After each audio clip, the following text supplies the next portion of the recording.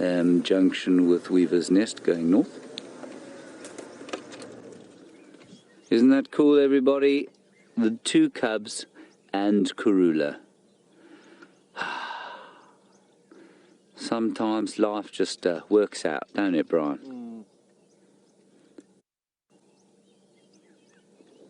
I still am astounded by how uncontrollably satisfied I am by finding leopards. It makes me so deeply happy. Especially this leopard, of course. Marvellous. There we go. Little Hosana, look how stocky he's getting. I want him to walk on the road next to his mum because I want to see the difference in the size of their tracks. And I also want to see if the ones that I thought were perhaps his this morning are. But I don't think they were, actually. I don't think those tracks that I saw this morning were him.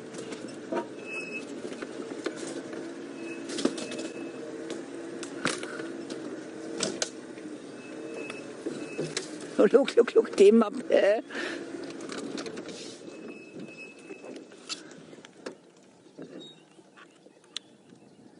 He's chasing his sister, his mother patiently walking along the road.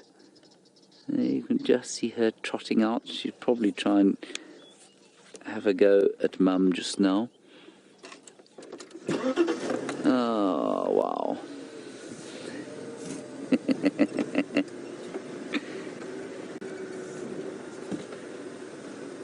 She's so much smaller than him now, and so much slighter. She's so elegantly built.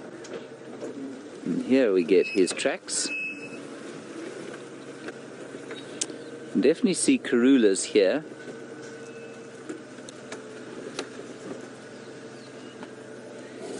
You know, his feet are not that much bigger than hers yet. They are slightly.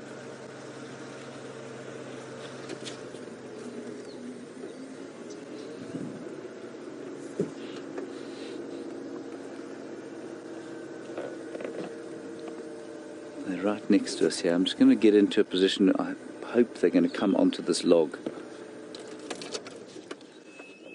Orb's animals now coming straight east down Pangolin track. Come just to the left. Here we go.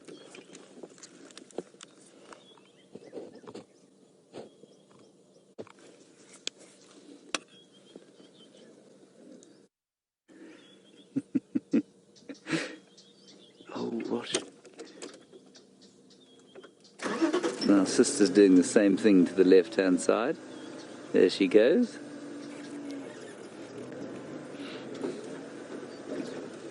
Now, I'm sure she must have killed something. Where she stashed it, I don't know. They're going north into the drainage line now, their favourite drainage line.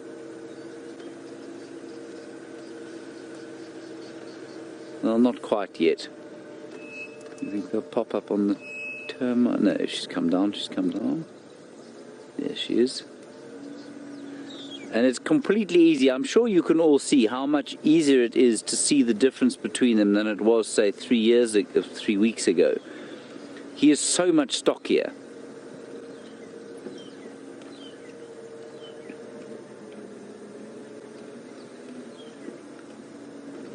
Now, this is a rather thick block, but we will do our level best to follow our favourite leopards through here. I don't think there can be any real dispute as to whether or not these are our favourite. Can you, Brian?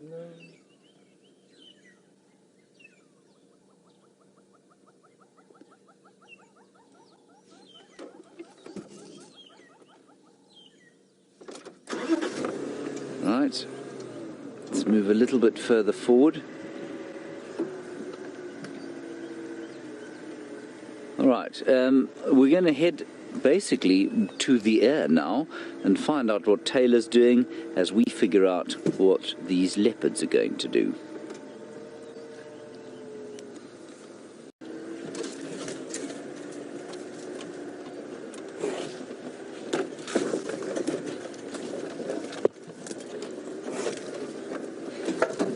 You think I'm happy, Brian? Potentially. We've got them here in the block south of where you are, Orbs.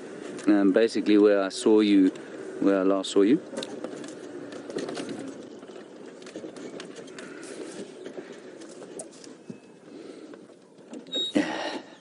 No, not very close. Sorry, the first time I saw you when I came out of the drainage into the block.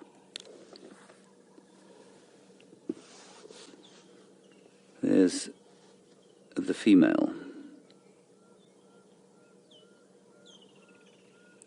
So that's Karula. What is she looking for here? And let's just keep looking because the babies will be around here somewhere, I'm sure. Right, let me quickly finish my quarantine discussion. So those are the theories. Trying to draw Quarantine's attention away from Vutomi.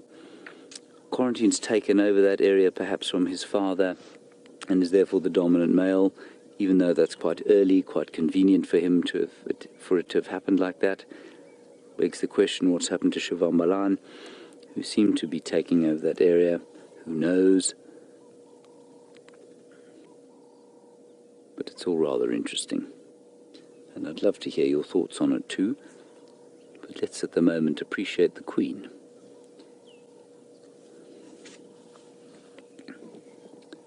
Negative, she's out in the open here, standing still.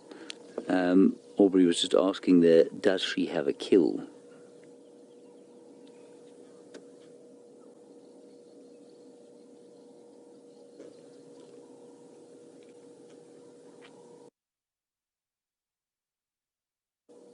That's beautiful. I wonder what, I think she must be looking for the little ones. And if I do sound a little bit distracted sometimes, because there's so much going on in my ear on the Game Drive channel. There were 4 or 5 people looking for this leopard.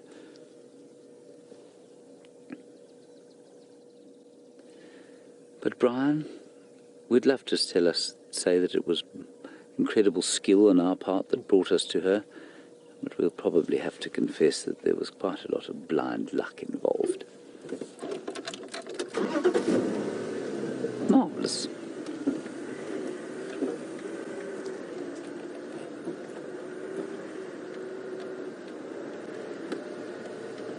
Now, where are the little ones? Maybe she's left them down there, and maybe she's still hunting.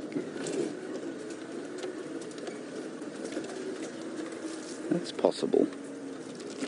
In fact, it's even likely.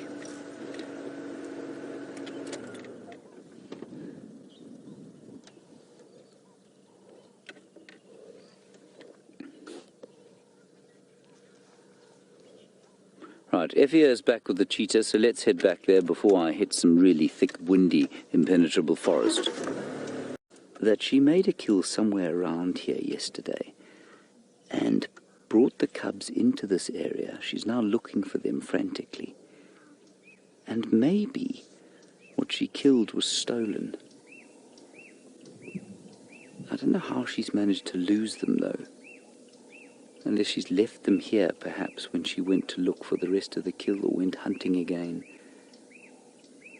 Anyway, the two of them being much more independent at 11 months old than they were when they were 3 months old, seemed to not be coming to her call. And we've been sitting here waiting with her for the last 10 minutes or so, and nothing's come up. Now, I'm talking quietly around her for 2 reasons. One is that, I don't want to make a noise if the youngsters are around and are trying to listen to her or hear her. But the other is that I'm become more and more convinced that this leopard does not like the sound of loud human voices. From the way she looks at us, from every so often, she does that funny little growl and that sort of thing. It's normally when we speak loudly. And so I've decided that when I'm around Karula, I'm going to just speak a little bit more quietly and see if that doesn't make a difference. Because often she will come close to us and have no problem, and suddenly we'll say something in excitement and she'll give that have a look.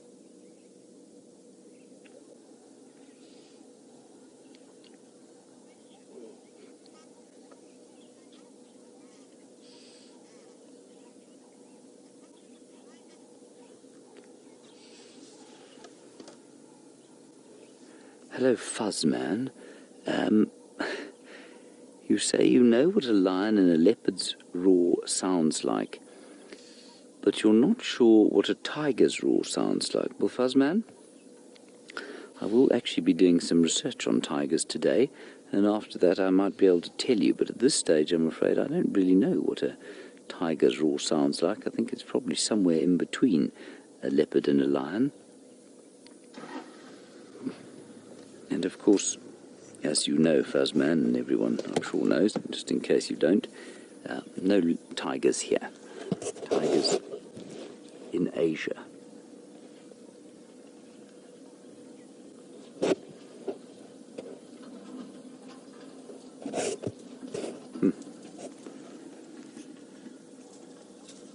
I'm just scanning with my binoculars to see if I can't see the recalcitrant youngsters somewhere around here.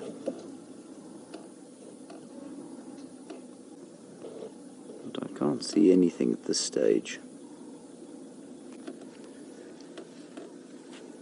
So I think this is probably where she will settle for much of the rest of the day. I'm also trying to figure out exactly where we are. I'm not sure how I'm going to extract myself from this position a little bit later on.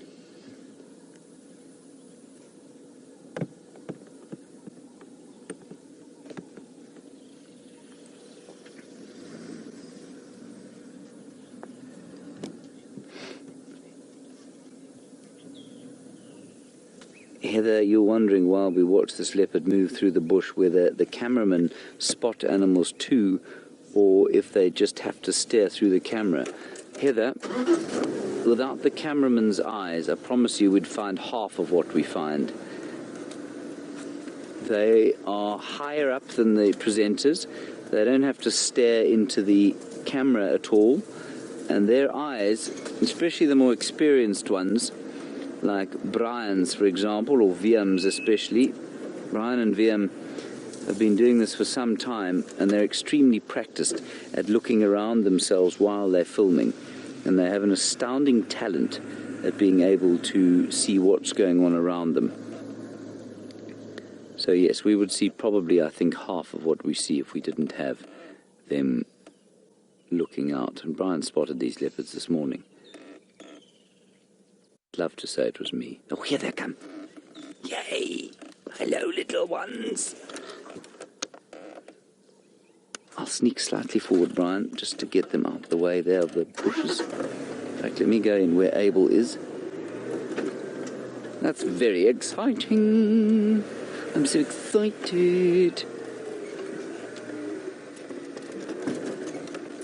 And little Hosana rubbing his bottom on his mother. That's not very nice of him at all.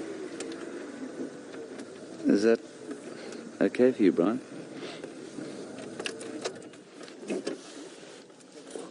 It's fine.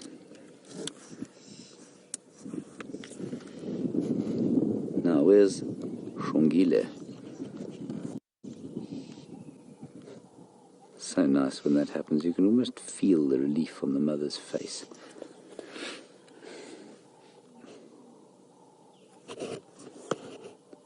A relieved mother when her prodigal returns and sits on her.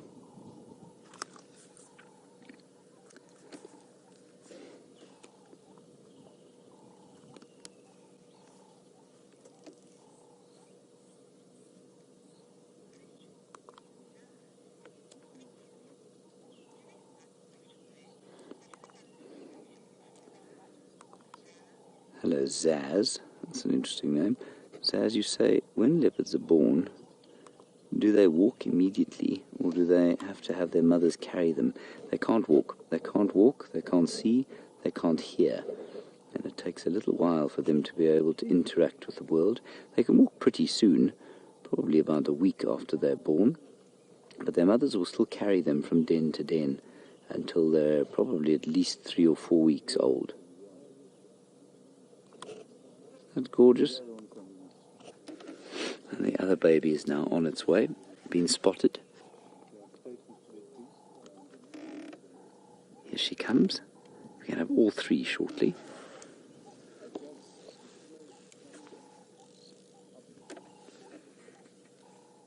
That's just Abel and his guests telling us that they can see Xongile on her way here.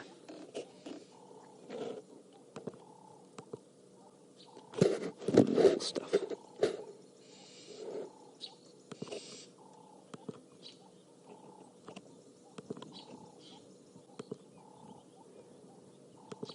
Now, if we can get all 3 of them together, that will just make my day.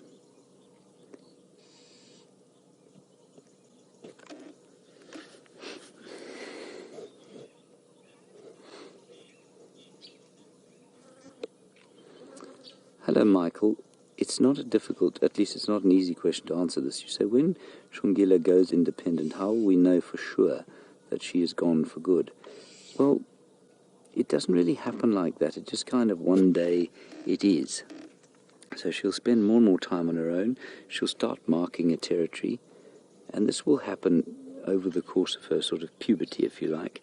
So when she's about 2.5 years old.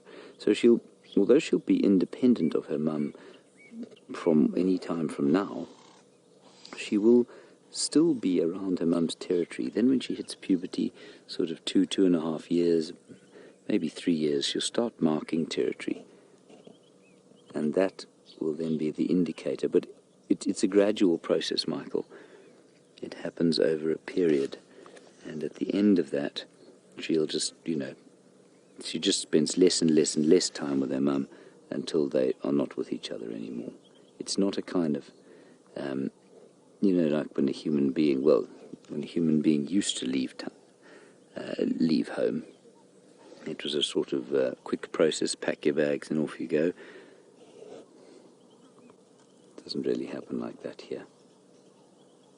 There's some squirrels very irritated up ahead. So although Xongile is there, she doesn't seem to be in any rush to get to her mum and brother.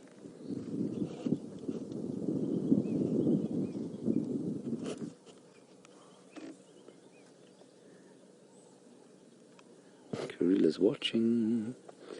And there goes little Hosana off exploring again. I suppose this must be the worry for Karula. She gets one under control and then the other one disappears.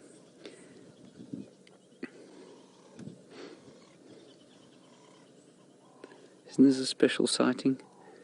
We're so very lucky here. And just watch how the light streaming through the thick riverine trees catches the back of his head. Here she comes, Brian. She's arrived. And that little chuffing sound.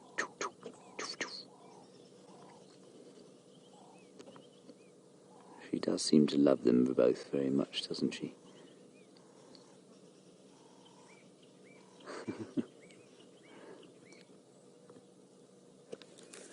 That's so cool. I'll keep an eye on the male. I can't see him anymore. Is he? Okay, Brian's still got him.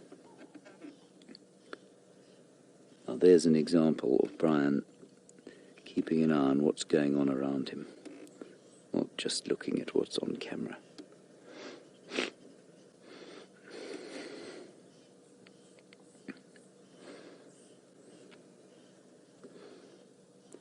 I feel very satisfied with this morning's efforts. Marilyn, the mantis, some impala. And then things went very quiet until the marvellous family was relocated. What time's that? Yeah, I'm just going to tell Aubrey, everyone. Yeah, we've relocated all 3 here, orbs, down in the drainage to the west of Vulture's Nest.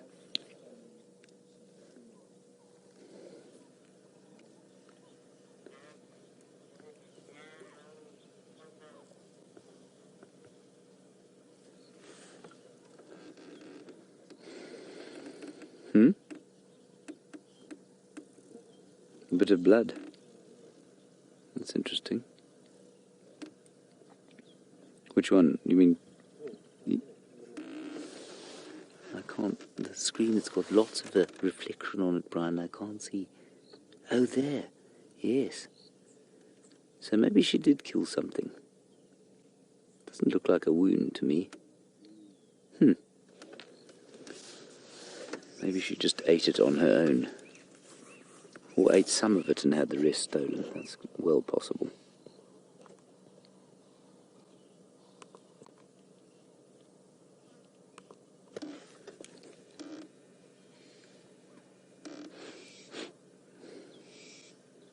Let's see if she goes up the tree.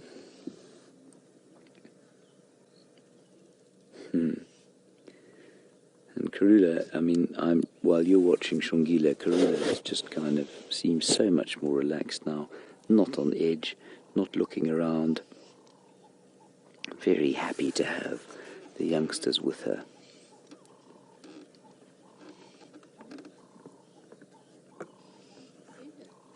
Aaron, I think I've got your question correctly. You say, do I think that... In fact, I'm just going to ask for it again, rather than guessing.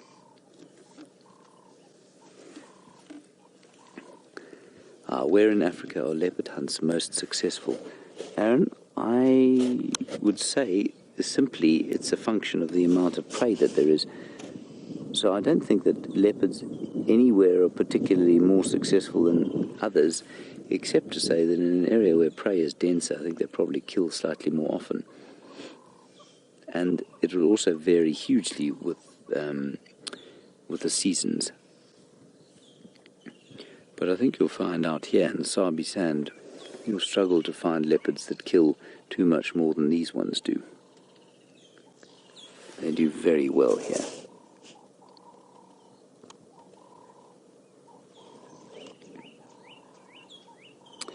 All right, let's quickly pop across to Evia, get his summation of the morning's activities, and I'm going to wait here with the Queen for the next few minutes. Just a little bit more reuniting going on here, nothing particularly astounding, but just so special. What a morning we've had. And I think this will be a very nice sort of final shot for us. I don't know if you watched yesterday's show, everybody, but Karula timed the ending of the show almost as well as Jamie, and she just climbed up a tree and looked silhouetted as the final credits rolled. It could not have been scripted better if we'd tried it.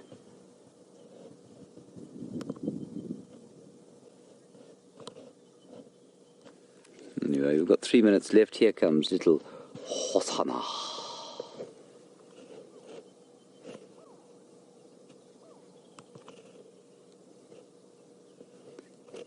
He does love his mummy, doesn't he, Brian?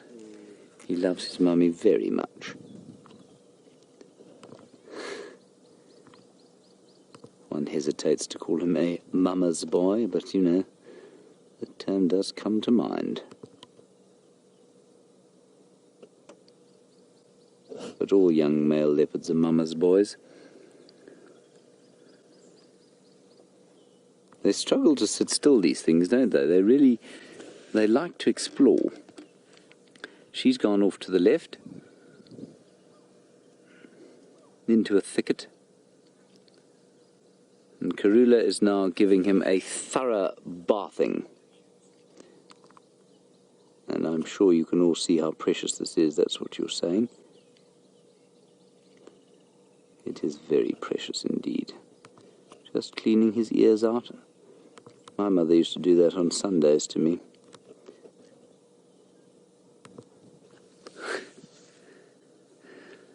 Brian, when did your mother used to clean your ears out? Sunday evenings? I remember, something like that. Yeah. Nail clipping and cleaning, ears cleaning, Sunday evenings. Apparently for Karula and family, it's Tuesday.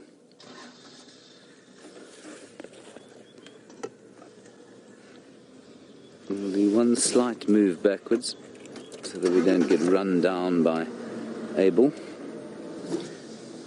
Not because Abel's trying to run us down, but because he can't see anything.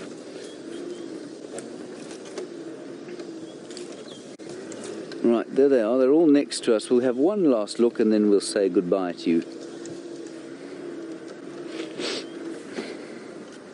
Sorry, Brian, let me get you in here. All right, everyone, that's going to be it from us. I hope that you've had a wonderful drive with us. We've had a wonderful drive with you. Thank you for coming on our little journey. We will see you this afternoon, of course, at 4 o'clock. Not sure who will be walking or who will be driving. Probably me on foot and Jamie and Taylor in the vehicles. Until then, stay safe and happy wherever you are, and we'll see you this afternoon. Bye-bye.